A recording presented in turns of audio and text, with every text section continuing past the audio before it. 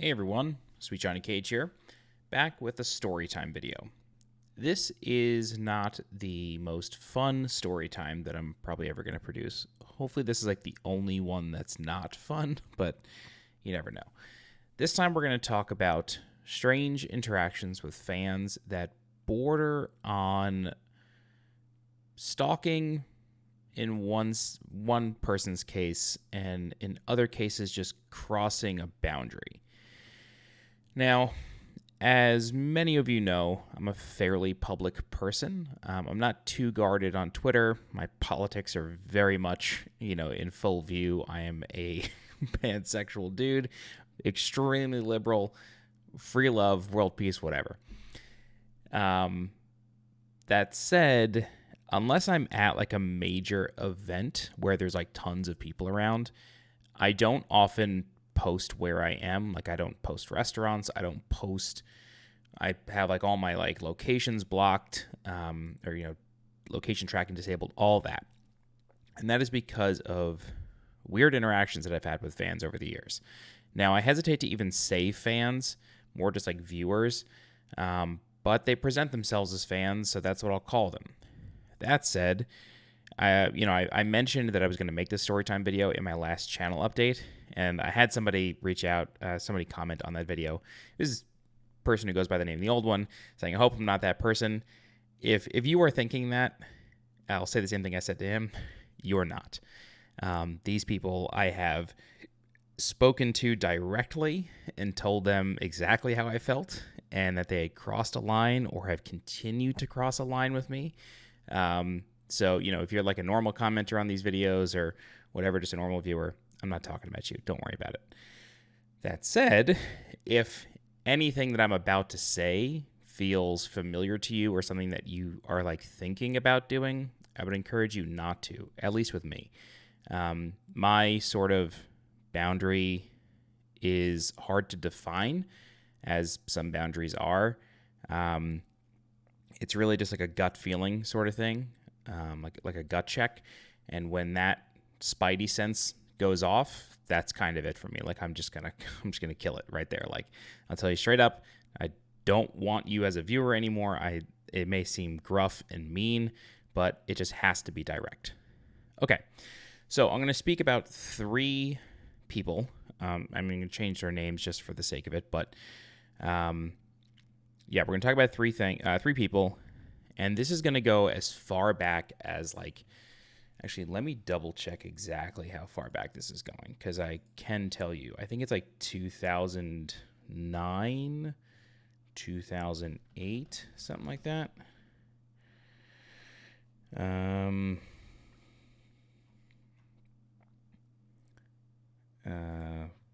Whoa. And there's that one. Sorry, I probably should have looked this up beforehand, but okay, we're getting into the territory here. We are getting into the territory. You know what? I can do this a different way. I can literally I came across an email from this person from a few years ago. I can literally just take that email, copy and paste it. There we go. This is the first person we're going to talk about. 2008. Maybe even 2008. February 2008. Somewhere around then. So this was during the time that I was at Video Game Central, I think. Maybe just shortly after I left. YouTube, back in the day, had a feature called video responses or video replies. Basically what you could do is you could watch a video on YouTube, and then there was like a button to reply, and then you could upload a video as a response. I guess they were called response videos. And then below that original video, there would literally be like a carousel of responses to that video. And that carousel were links to people's responses. And like the title of the second video or of the response would literally be the title, in parentheses, RE : and then the name of the original video or something like that. So it was a community feature back when YouTube had like full-fledged community features. I think DMs were still on YouTube at this point. If you did not know that existed, it did, and it was great. Now it's not, and it sucks. I hate that they removed DMs. It makes getting in touch with people kind of annoying. Anyway, YouTube had a campaign. I believe it was an official campaign called A Day in the Life. and the video was basically somebody just like took a camera. This might have been before the iPhone. No, the iPhone came out in 06, so I think the iPhone was doing video by 07, 08. The first iPhones I don't think took videos. If they did, it was still in 3GP, but I kind of doubt it. Maybe I'm wrong about that, but anyway, a couple years after the iPhone came out.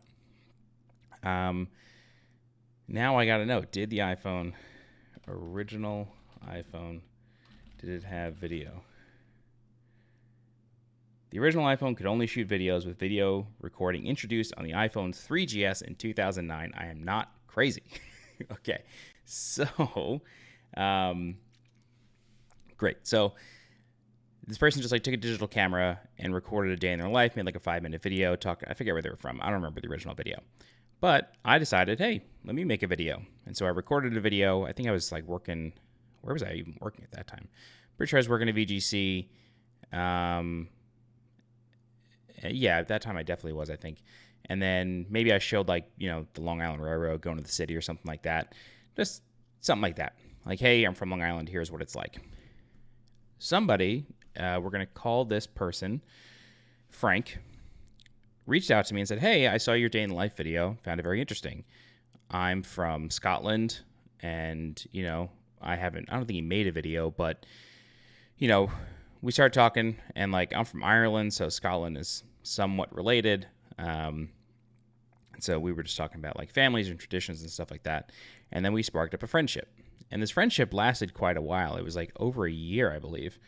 It went on until 2010, I guess, or 2009. I don't know. Something like that. Maybe it was just a year. I don't know. I'm trying to look through these emails, and it doesn't really... doesn't look like we went past November of 2008, but I believe we moved off of email and onto like a messenger program after that. Anyway, I sparked up a friendship, and this friendship we became pretty close online friends, but we were just online friends. And then I think it was for my birthday or something. And I'm pretty sure this person was like significantly older than me. And the reason I can't remember things is because the line that was crossed here freaked me out. And I kind of buried this memory pretty deep. And it wasn't until I went on a date with a dude recently that I realized, oh, I was made uncomfortable by something. I can't figure it out. I spent a couple days thinking about it, and then I realized what it was. And it was this. So, online friendship, got pretty close. And we started, like, referring to each other as, like, brother. Like, we got very close online. And it sort of felt like an older brother, younger brother relationship. I never had an older brother. I only have a sister. So it was nice. But it was definitely, like, reading some of these emails now, if I could go back in time, I would tell myself, like, don't do this. Like, and I have not done it since. Like, I've never really had an online friendship like this since. Kind of learned my lesson, but it did freak me out. So anyway, we get pretty close. And then I think it was maybe for my birthday or something. He offered to send me a birthday gift. Like an idiot, I gave him my home address, which is very stupid. Don't ever do that. Get a P.O. box if you have fans that want to send you mail. I still have to set one of those up, but I really never have people who want to send me things. Or if I do, I just decline it. Anyway, this guy sends me a birthday gift, and it shows up. And I think, like, to avoid suspicion, I just told my mom, like, yeah, I just ordered something from overseas, which I had done many times before. Like, I was importing games, I was importing merchandise all the time. It was not a weird thing for me to say. So this package comes, and this is back when, like, you would put stamps on packages, or you could put stamps on packages. I think technically you still can put like 10 stamps on something that would cost you $3 or $4 to ship. Anyway, I was like seeing the stamps from other countries, and the customs card would be taped to it. Anyway, received this package, and inside is a Gears of War beanie or a skull cap. And I was like, oh, that's nice. I'll definitely use that this winter. It's going to be cold as fuck this winter. Great gift. It was either inside the beanie or it was just inside the envelope, was a necklace. And on this necklace was like a medallion that had some message about like brotherly love, like I love you, brother, something like that. It wasn't expensive. It was, I don't know what it was made out of, but it did not feel expensive. But it felt like it really crossed a line. And it made me very uncomfortable. And at this time, I was like 20 years old. Like I said, this person was a bit older than me. I can't remember how much older than me, but I feel like it was more than 5 years. Again, my memory on this is pretty foggy. And I've actually I'm restarting therapy because of this. Like I realized this kind of fucked me up in a deep way. But it made me extremely uncomfortable. And I felt, and I don't say this lightly, but I felt preyed on. I recognize now that that is the feeling I had. And so I just cut communication off with this person, did not reply to them. I don't think I ever sent them another message after getting this gift. I stuffed it in a drawer, and then I threw out the medallion like maybe a few weeks later. Funny enough, the beanie stayed in like my like the coat closet of my parents' house, and I never really wear beanies. I just wear baseball caps and earmuffs. Like that's good enough for me. I run kind of hot.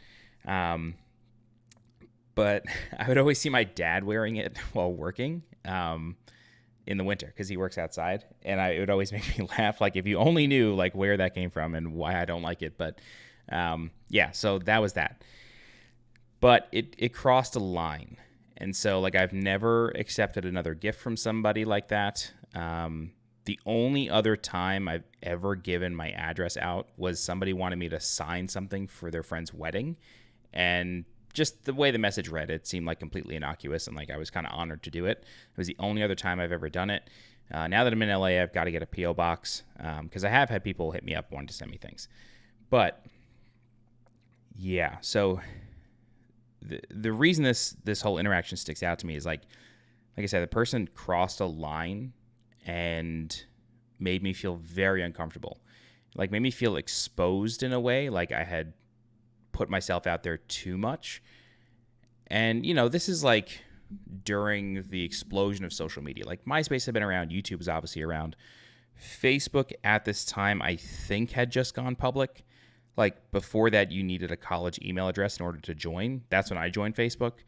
And then somewhere around 07, 08, they like made it totally open. I think there was a wave of like, if you're in high school, if you have a high school email address, you can join. And then it was just public. So these sorts of like online friendships were not as common. Like some of my closest friends I have met from video games, basically all of them.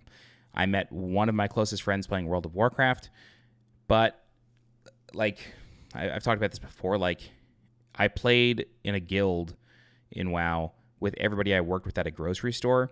And this person was friends with a coworker's cousin who was also in the guild, and they like lived in the Bronx. They were somewhat local. Like it wasn't a strange friendship like that. It wasn't just like a complete stranger off the internet.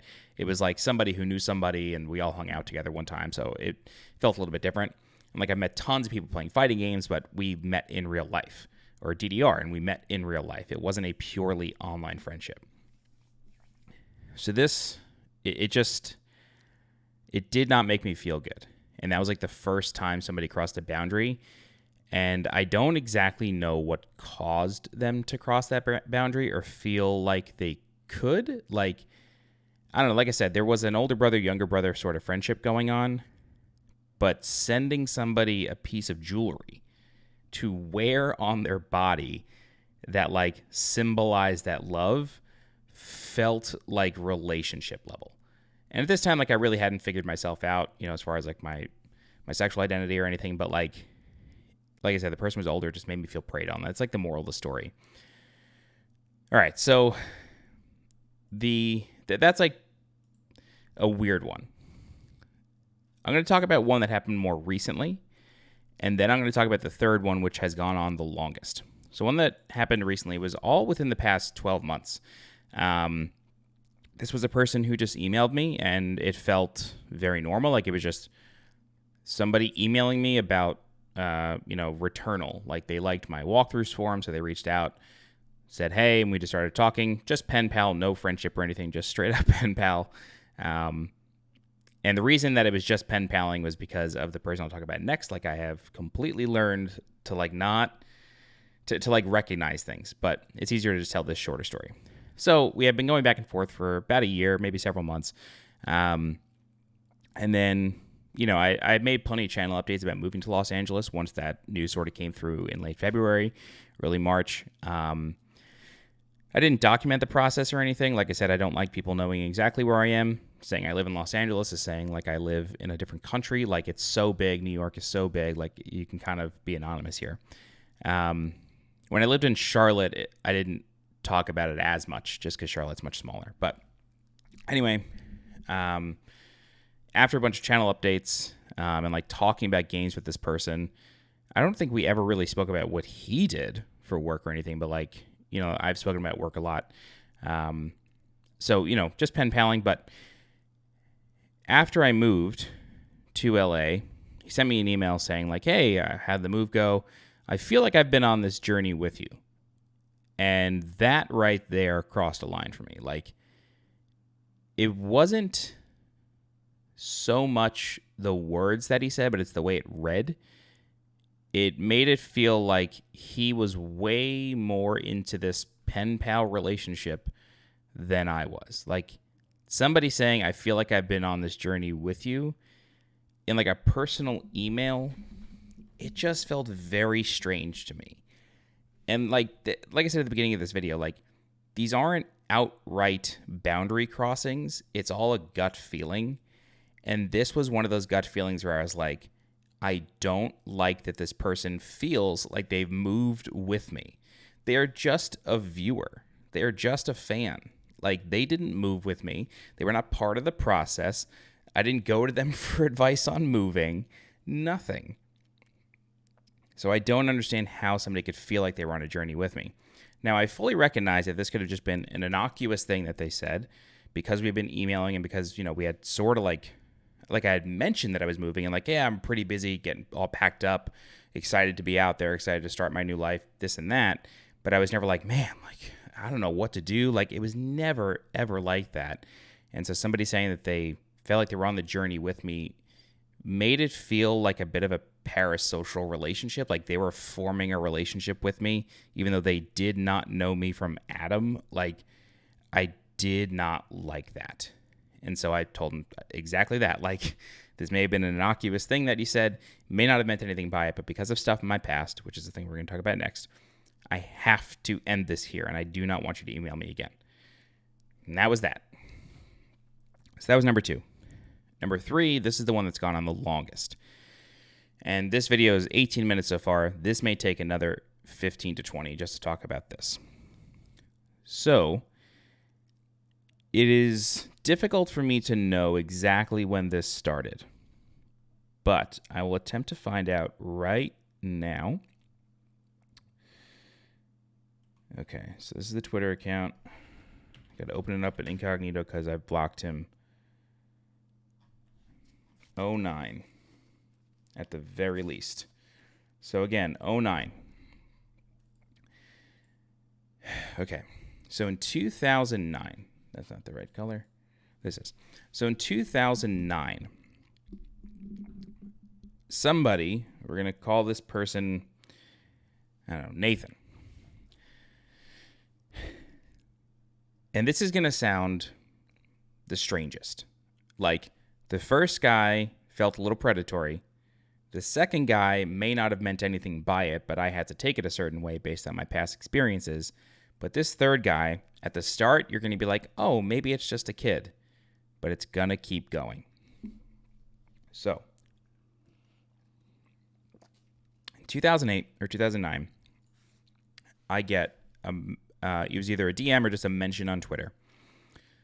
And the person was just asking or saying like, hey, I'm thinking about getting a gaming laptop. Can you recommend anything?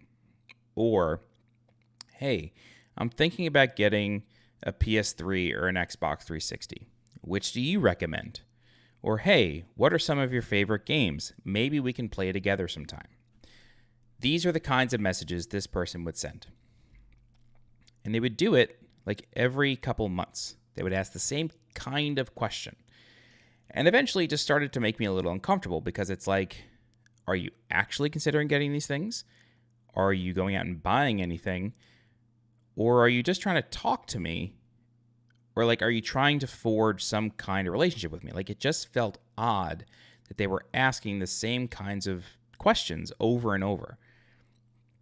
And again, this person could have just been very young, could have just been a kid on the internet looking for a friend, and I get that. I will also recognize that this person may have some mental health issues going on that they need help with, and I'm very empathetic towards that. But we're going to continue anyway. So, eventually, they asked me this enough times where I was just like, I don't like this anymore. I'm just going to block this person. Block them, move on. A few months later, another account is made with like a very similar handle. And like instead of there being an E, there's a 3, but it's the same name. However, they have a different real name on the account. So like, if you look at my account, the handle is @SJCage, but then the name of the account is Sweet Johnny Cage, narrated guides and reviews. Although as of today, it's Sweet Johnny Cage flying to Evo. So it's the same type of handle, maybe just one character off, with a different name. And so they're asking me the same questions, and I'm like, why did you change your name? And it's like, did you make a new account because I blocked you, but you still want my attention? Or are you just a kid making a bunch of accounts online and changing screen names all the time? God knows I did that as a kid. Like on AOL, I think I had like 12 different screen names in the span of 7 years. Like I did it all the time. Often just changing numbers or doing a completely new name. But your screen name was your display name. There was no real names on AOL. Anyway, new account, different name, different avatar, asking the same kinds of questions with no indication that they realized I blocked them. Like no, like, hey, why'd you block me? Nothing, just asking the same questions. And so like immediately I just blocked them. And I was like, no, like what is this? A few months later, same thing. A few months later, same thing. A few months later, the same thing. This went on for years. Sometimes there would be a span of 1 month between account creations and questions.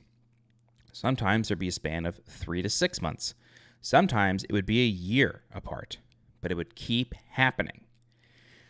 So that started in like 08, 09. I moved to Charlotte, North Carolina in November 2015. It was sometime within the first 6 months of living in Charlotte.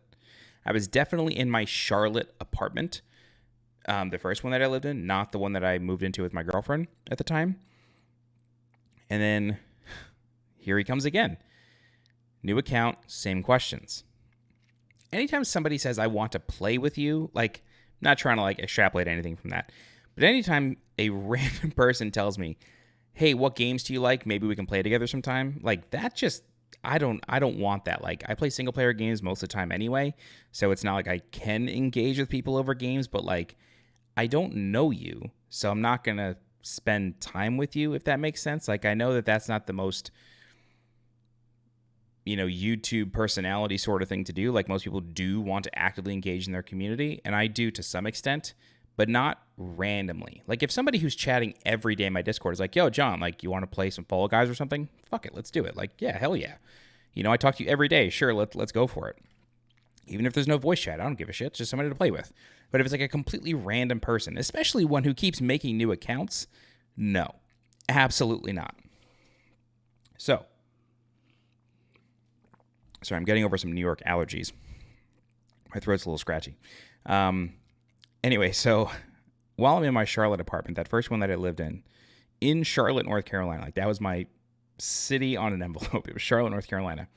Person comes around again, makes a new account. But this time I notice that their location says Charlotte, North Carolina. And I thought that was very weird. Now, to this day, I don't know if I just never recognized it. I don't know if I just never looked at it. I don't know if because I lived in New York, I didn't ever think to remember that the person lived in Charlotte, North Carolina. But now I noticed it. What I also noticed is, so back during those times, neogaf.com was like the web forum for news and rumors of the gaming industry, as well as just general discussion. But like leaks and rumors and all that stuff went to NeoGaf first, and then like all the major publications would print an article 5 minutes later. It would generally start 4chan NeoGaf publication. Like that was sort of the way it went, just because 4chan was so anonymous, or anonymized, I should say. Whereas NeoGaf, you needed like a specific kind of email address even to just register. Like you needed not necessarily an industry email, but you needed like a permanent email address, like not public, like not a Gmail or a Yahoo or anything like that. You needed like either like a work email or something. I think if I were to go to NeoGaf, mine was approved manually. Never mind. But that is what you needed as an everyday person to register. And that's not a flex. It's just somebody tagged me in a post that was getting a lot of traction, so I was able to register for an account very quickly, so I could respond to it. Anyway, on NeoGaf, and I believe on Reset Era now as well, there's a thread of like post your gaming collection or post your monthly pickups. Like, what'd you buy this month? Post a picture of it, whatever. I had just moved into this apartment. I just bought furniture for the first time. And so I posted a picture of this bookshelf that I had. And the bookshelf was just my gaming collection. And it was, figures and games and movies and CDs and all that sort of stuff. And I was like, hey, finally got my own space. Finally have this. Here's my collection. Great. So I post that probably like December, like after I got settled. This person makes an account around February, I think it was. And new Twitter account, new handle, new name. But the names were always like somewhat similar. Like, just say the person's name was Nathan. The name would be Nate something. Or if their name, but sometimes they would completely change the name. So instead of it being Nathan, it'd be Roger or something. And it was weird. Like, they were making up new names all the time and new handles. It was very, very confusing and very uncomfortable. Person makes another account, and I click on it. And at this point, I can just sniff these things out. Like, if I see the handle, I'm like, that's him. Like, I just know it at this point. It's instinctive for me to know who it is. So I click the name, and the Twitter banner, the banner image, is the photo of my own bookshelf that I posted on NeoGaf. So that is when this person went from weird fan or weird person on the internet to basically a full-on stalker at this point. Seeing my bookshelf posted in their Twitter banner, asking me for a recommendation of the same fucking question they've asked me 10 times over the past 6 years, who's now located in Charlotte, North Carolina. And I don't know if they've always been located in Charlotte, North Carolina, or if I'm just now noticing because I live there. But now I am freaked the fuck out. And so I finally just responded to this person. And I said, look, I have been blocking your accounts for the past 5 or 6 years. I do not want you as a fan. You make me uncomfortable. Please stop. And then I just blocked him. Or I muted them to make sure they would get that message, because I don't know if you reply to somebody, then block them, do they even see it? I have no idea. But I just muted them to make sure they saw the response. And that was that for years. Now, this person's always kind of been in the back of my mind, especially when, people are asking certain kinds of questions. Like I said, I've had plenty of people be like, hey, can we play something together? Like I said, if they're in the Discord or if I've known them for a long time, sure, no problem. And I even do personalized game help. I'll do share play for somebody and talk to them over chat, over voice comms. That's great. That's fun. Helping them get a trophy or beat a boss or something like that. That's fine. But yeah, this person kind of went stalker status. So I've always had this person in the back of my mind, especially when interacting with other fans and other viewers and recognizing certain kinds of behavior. But like I said, this person went away in 2015 or 2016 rather, early 2016. I don't think I ever saw them again after that. I made my last channel update video 2 weeks ago, right before I went back to New York. I recorded it the day before I left. uploaded it, said I was going to make a video like this. I made that video that night. I wasn't big on the way it came out. I kind of rambled a bunch. I mean, I ramble, but this was like sort of off the rails. Wasn't satisfied with it, and I figured, you know what? Let me go to New York. I'll come back, and then I'll make it. While I was in New York, he came back. This dude fucking came back. Brand new name, brand new handle. And I knew exactly who it was. And mind you, I have like, before I block this person, I always look at their other tweets. And they do this to other content creators. Except now, under this account, they're like attacking other content creators. Like calling them all sorts of names, saying nobody cares about you, kill yourself, whatever bullshit. So I'm like, wow, like, isn't that ironic? Like, I didn't publish the video. I talked about them. It's almost like I willed it into existence. Like, it was so bizarre. So he asked me the same exact question. Like, hey, blah, blah, blah, blah, blah. Like, you know, I'm going to double check what this person said. Privacy, muted accounts.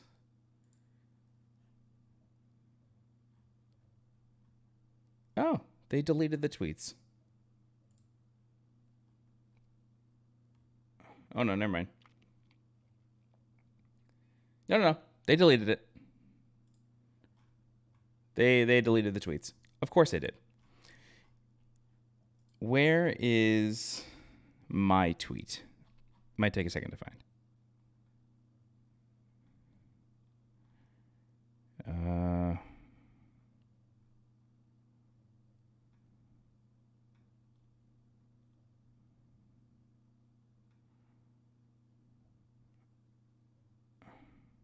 We're close. It was while I was in New York.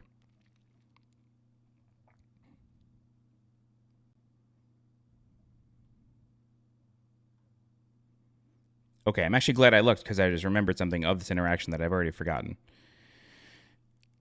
So, they tweeted to me, and I said, I told you years ago, I do not want you as a follower. You're a creep. They deleted the original tweet. They deleted the response to that tweet where they said, they basically like went off on me, whatever, said I was fat. It's like, okay, great. Then in their Twitter bio, they had a link to a YouTube channel. So I was like, okay, let's see who this is. And like, mind you, like I looked before I replied. So like I saw what their content was and it was like the same it always is. And then after I replied to them and they called me fat, whatever, I checked their YouTube account again, and they had my logo as their avatar, so they were impersonating me. And then they changed their description to gaming and speedrunning random games, etc., and a humble protege of a name that I'm not going to say because it's actually him.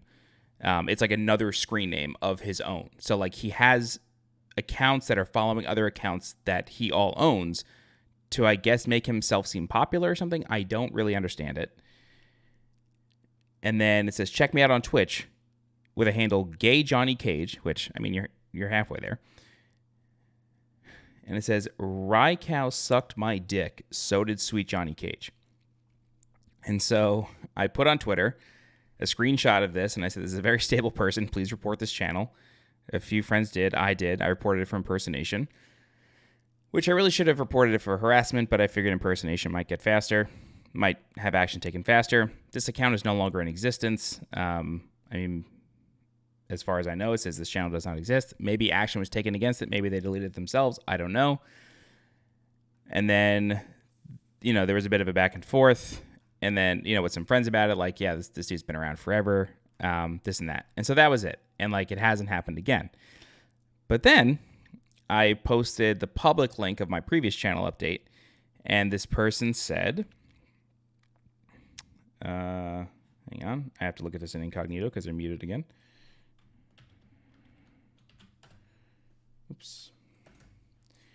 They said, dude, no one cares about your crap channel. All you do is ask people to Venmo you money. You're weak, dude. Lose a lot of weight. So, I mean, it's just bullshit. Like, I've never asked somebody to Venmo me. Like, if you need personalized game help, yeah, that's a service I charge for. Sure. But I'm not, you know, I don't ask people for money. I ask people to join my channel as a member and maybe, leave a super thanks, but like I don't equate that to ask people for money. Anyway, so this person just comes and goes, and it had been 5 or 6 years since I had seen them, and they're back, and I'm sure they're going to be back in a few weeks of posting this. I'm sure they're watching this, and if you are, please get help, I guess. Like, I'm saying that, I said that flippantly. I shouldn't have said that way. But you really should, like, seek therapy. Like, I'm somebody who's in therapy or has been in therapy and is going back to therapy, but, like, it would benefit you greatly. And if you do have some, like, undiagnosed mental health issues, I hope you can work through them and get better, because God knows I have them too. But for anybody out there who is watching this and wondering, like, oh, have I maybe taken it too far with a content creator? Am I forging a relationship that is one-sided, even though I think it's two-sided? If you are beginning to have those thoughts, I will say, for the vast majority of you, the answer is no. Like, if you're just commenting on every video, like, one of my favorite things in the world, and this is not sarcasm, one of my favorite things in the world is, like, if I'm posting videos in a walkthrough, like a multi-part walkthrough, I love it when the same people comment and be like, hey, like, either you missed this, or hey, like, good job on that, or hey, I'm following along with you, you're helping me through this game. Like, I don't want to play this game without your walkthrough. Like, that stuff, perfectly fine. I love that sort of feedback, because that means that what I'm doing is serving people. Like, that's what I aim to do. I aim to please here. I aim to serve. I'm here to help. But if you are taking it a step or 5 further and, like, telling me you feel like you've been on a journey with me, or wanting to buy me gifts, and not just like cool fan mail stuff, but like a very personal gift that has like deep meaning to you, and you assume it's going to have deep meaning to me, like, chances are it won't, and chances are it'll freak the person you're sending it to the fuck out. And you will completely lose out on whatever relationship could have been, or whatever friendship you could have forged. Like, if you find yourself moving in that direction, stop yourself and figure out why you're doing it. So that's it. That is the story time video. I've been on YouTube since 2007, professionally. Like, I was working at Video Game Central, making content for their channel. I've been on and off the platform. This is the longest run I've ever been on, coming up on 4 years this October. And, like, it's a side business for me at this point. And out of the 49,000, what are we at today? 49,487 subscribers that I have on this channel, and the dozen or so channel members, and the nearly 10,000 subscribers I had on the Video Game Central channel, and the 1,000-something subscribers I had at Job Squad Gaming channel. This has happened 4 times. It is very much a drop in the bucket. It is very much a fraction of 1% of viewers that have done this. I can count them on one hand. So it's not the majority of you by any stretch of the imagination. It is a very, very, very select few. But because of these interactions, I have my guard up. And if something makes me uncomfortable, I have to just shut it down. And I understand that may cost me a subscriber or two. That may cost me a connection or two. I'm okay with that. If that means that I get to protect my own sanity and my own mental health, that's what I'm going to do. And if you're a content creator, which I know there's quite a lot of you that subscribe to me, that, like, when I can see who subscribes to me, and I can see how many subscribers you guys have, if you have like a public facing channel, there's some of you with way more subscribers than I have, and I'm flattered by your subscription. But in case, like, you have these sorts of interactions with fans, or like some people are kind of coming out of the woodwork and making you uncomfortable, just shut it the fuck down. That's my advice. Just shut it down. It is not worth it by any stretch of the imagination to try to, like, help that person yourself. You are not a therapist. I mean, maybe you are, but if you're not a therapist, you're not a mental health professional, don't try to help them. You are not equipped to help them. We are not. We are not professionals. We are fucking content creators. That's what we are. Yeah. So I mostly made this video for myself to kind of, like, talk about these things. Like I said, with the first dude from way back in the day and that, like, brotherly relationship that made me feel uncomfortable, that's a therapy topic that I'm, like, kind of excited to talk about my therapist or talk about with my therapist later this week. Like, try to figure that out. Just because I feel like there's other stuff buried in there that maybe I forgot. But yeah, the rest of it is just like, here's the weird shit that happens on YouTube. Please don't be these people. But that's it. Okay. For the next storytime video, I think what I'm going to talk about is the Zelda Ocarina of Time Triforce percent TaskBot run that was done at GDQ 2022 or AGDQ 2022 earlier this year. I just watched it tonight, and it actually made me emotional because of some things that happened in there. All good, like all great emotions, nothing bad.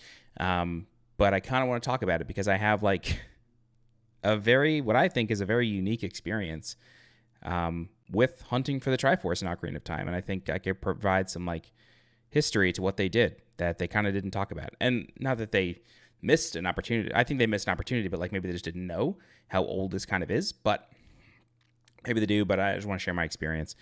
But that'll be next time. Okay. Yeah, if you've ever had a weird fan interaction, let me know in the comments. I'm always here to like freak myself out by reading it. But yeah, the vast majority of you, like the 99.9% of you, are wonderful commenters. You're wonderful people. You're always welcome in my Discord. You're always welcome to chat with me. Please do so. I love to hear from you. But if you're part of that fraction of 1% that likes to cross boundaries and thinks that you're forging a significant relationship with a random person on the internet who is not necessarily talking to you and is just talking to a general audience, please talk to somebody about it. Because you're going to get yourself hurt. You're going to get that other person hurt, even just emotionally. And that's important too. Okay. Cool. So as I like to do at the end of all my videos, I like to give a shout out to my channel members. So thank you very much to John Aldrich, Tammy Skinner, Hector J. Estrada, Joe Saunders, Daniel Cockerill, Spencer Young, Phoenix Loader, Jude Lazowski, B-Tide, The Old One, Good Luck, Stu J. Mac 26, and Bagdat Money. Thank you all so much for your support. If you'd like to become a channel member, you can do so by clicking the blue join button below this video.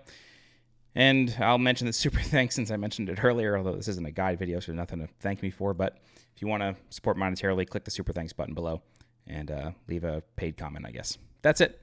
See you next time. Bye-bye.